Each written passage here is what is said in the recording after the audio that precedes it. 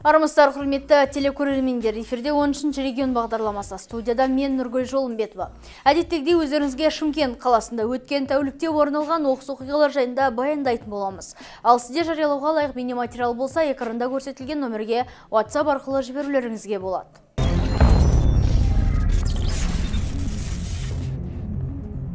11 қаңтар күні күндізгі уақытта Бақыт Алпысбаев көшесінде 4 көлік соқтығысып қалды.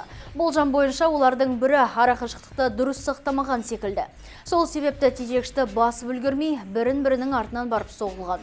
Көліктердің үшеуі Opel болса, бірі ЛТД тұрмыс жауапкершілігі шектеулі серіктестігіне тиесілі техника. Абырой болғанда зардап шеккендер жоқ.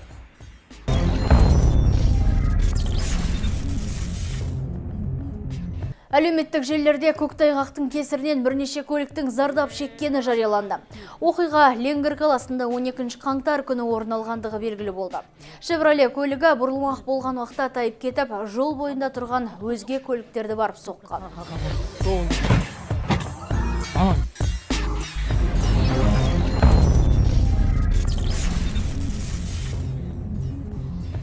Кезекті жол апаты 11 қаңтар күні кешкі сағат 21:30 шамасында тіркелді. Апатты жағдай Рысқұлов және Ерімбет көшелерінің қиылысында орын алған. Абырой болғанда адам шығыны жоқ. Тек көліктерге түрлі шығын келген. Бізге жеткен ақпарат бойынша Mazda көлігі Рысқұлов көшесіне бұрыла бергенде Нива көлігі өз жолымен келе жатқан. Сол мезетте соқтығыс орын алады. Нәтижесінде Ниваның артында келе жатқан Audi, Lexus көліктері келіп бұрылады. Барлық темір тұлпарларға аздаған шығын келген.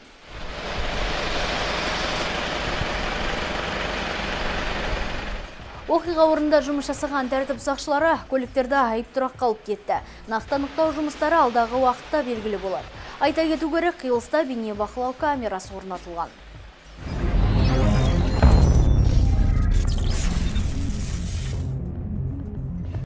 Майлықожа көшесінде жекеменшік сектордағы шағын үй отқа оранды. Абырой болғанда зардап шеккендер жоқ.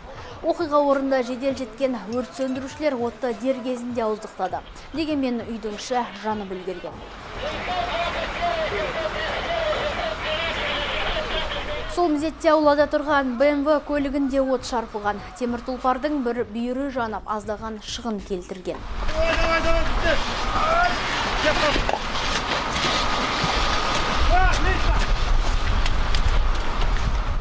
Оқиға орында Қазтрансгаз акционерлік қоғамының қызметкерлері және электр жөндеушілер жұмыс жасап тиісті шараларды жүзеге асырды. Олар бірден ток көздерін газда ажыратып, оқыс оқиғаның алдын алды. Все, газ отключили, да? Да, отключил. Отключил, закрыл им. Вот это он закрыл. Қазір таңда өрттің шығу салдары анықталу үстінде.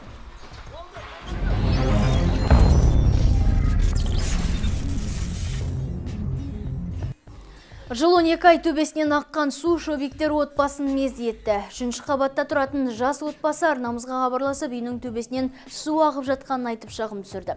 Оның айтуынша 4-ші қабаттағы үйдің жуынатын бөлмесі мен әжетханасының суы кетіп, әбігерге түсірген. Олардың жатын бөлмесі, ас үйі және әжетханасына жептеуір шығын келген. Какой материальный ущерб был примерно? Материальный ущерб, вот я... Осыдан 6 ай бұрын ғана үйімізді жөндеуден өткізген едік.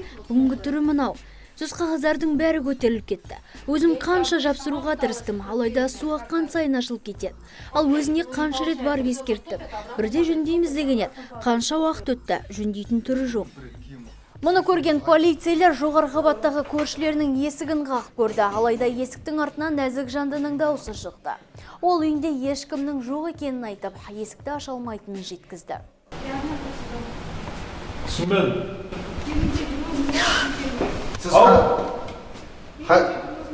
Хозяин қайда?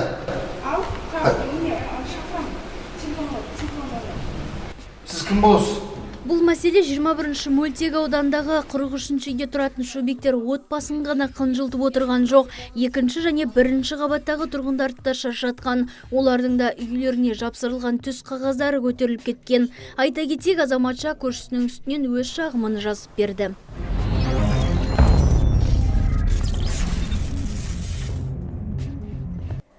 Бүгінге айтпағымыз осы болды. Егерде сіз күтпеген оқиғаның куәсі болсаңыз, немесе сізге тілшілердің көмегі қажет болса, онда 56-16-32 номеріне хабарласуыңызға болады. Ал егер өздеріңізде түсірілген бейнематериалдары бар болса, экранда көрсетілген байланыс нөміріне WhatsApp арқылы жібере аласыздар. Естеріңізге сала кетейік, біздің түсірілім топ бір тәулік бойы кезекшілікте. Сіздермен бірге болған мен Нұргүл Жолымбетова, амандықта жолыққанша.